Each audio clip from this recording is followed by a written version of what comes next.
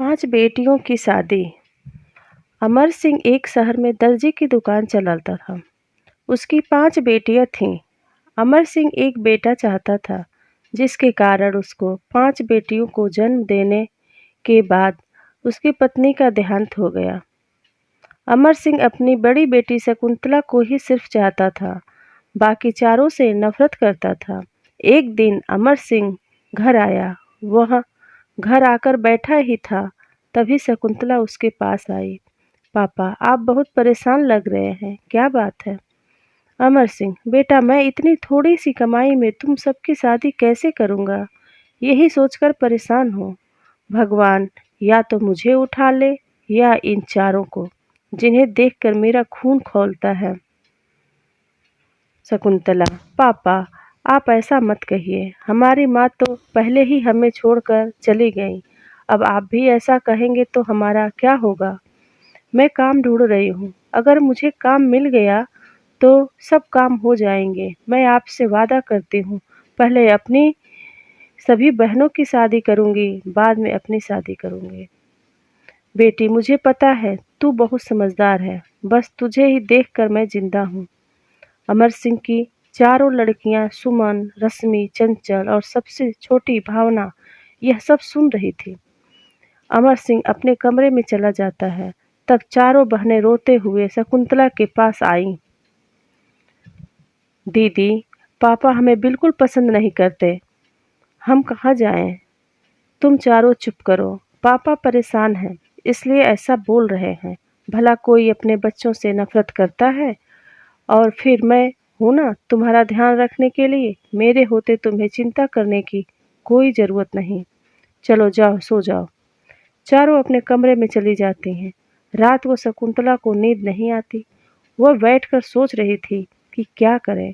इसी सोच विचार में पूरी रात बीत जाती है। अगले दिन शकुंतला अपनी छोटी दोनों बहनों को स्कूल भेजकर काम ढूंढने के लिए निकल जाती है। वह एक दुकान पर जाकर पूछती है, सेठ जी, मुझे आपकी दुकान में कोई काम मिल सकता है क्या? शकुंतला इसी तरह पूरा दिन बाजार में घूमती रही, हर दुकान पे जाके पूछती रही और शाम को निराश होकर घर वापस आ जाती है। अगले दिन वह फिर से कई दुकान पर काम मांगने जाती है, लेकिन उसे काम नहीं मिलता।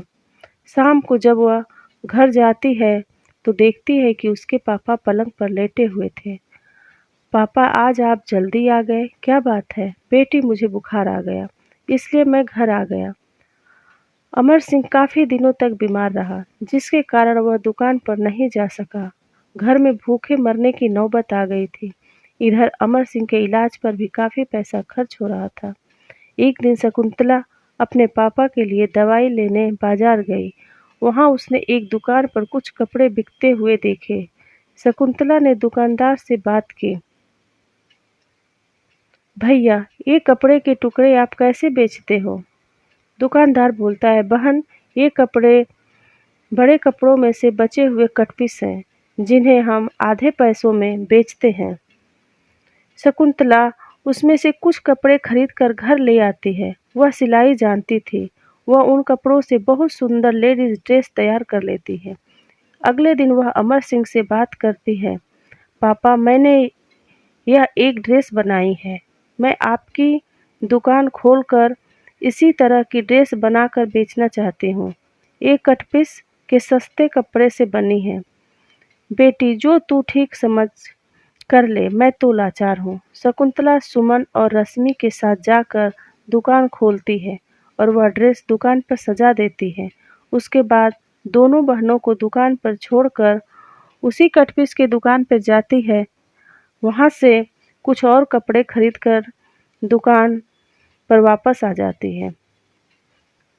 दीदी, वह ड्रेस हमने 800 रुपये में बेच दी। शकुंतला, अरे वाह, वह तो केवल 100 रुपये में तैयार हो गई थी। चलो, मैं और कपड़े ले आती हूँ, फिर कई तरह की ड्रेस बना लेंगे।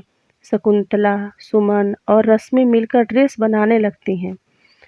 उनकी ड्रेस ग्राहकों को पसंद आती है और हाथों हाथ बिक जाती हैं। तीनों बहनें उस दुकान को बुटीक में बदल दिया।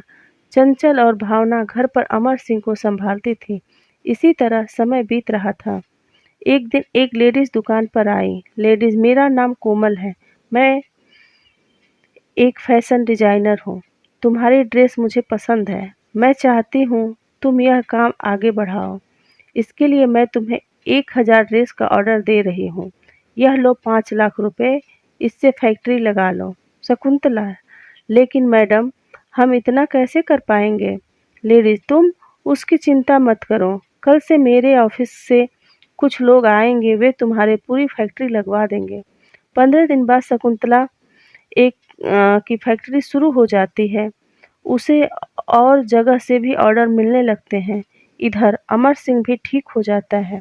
वह फैक्ट्री संभालने लगता है। कुछ ही समय में उनका व्यापार बहुत बढ़ जाता है। शकुंतला चारों बहनों के लिए अच्छे रिश्ते देखकर उनकी शादी कर देती है। एक दिन अमर सिंह शकुंतला का भी रिश्ता पक्का कर देता है। शादी के बाद जब विदाई का समय आता है, अमर सिंह, बेटी मुझे माफ़ कर दे। मैं अपनी बच्चियों को दिन रात कोसता रहा, लेकिन अगर मेरा बेटा भी होता तो आज मेरे लिए इतना नहीं करता। वह खुशी खुशी शकुंतला को विदा करता है। पांचों बहनें शादी के बाद भी बिजनेस को संभालती रहती हैं।